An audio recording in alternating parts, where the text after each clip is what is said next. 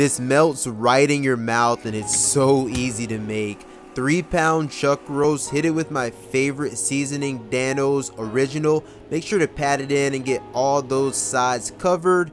Medium high heat, 3 tablespoons high smoke point oil. Sear that beautiful steak on both sides, remove, then go in with your garlic. Saute that for 30 seconds. Saute your tomato paste for 30 seconds, then saute your flour for 30 seconds.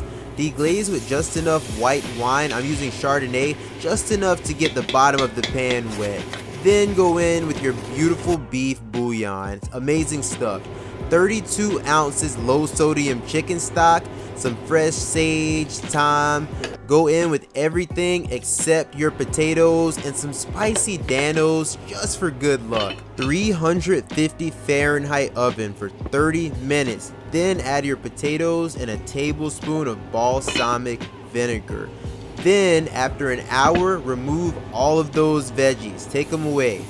Then cook it by itself for an hour to an hour and 30 minutes until you can do this. I'm cutting it, as you can see, with one freaking hand. This is insane. Add those veggies back and they come to temp very, very fast.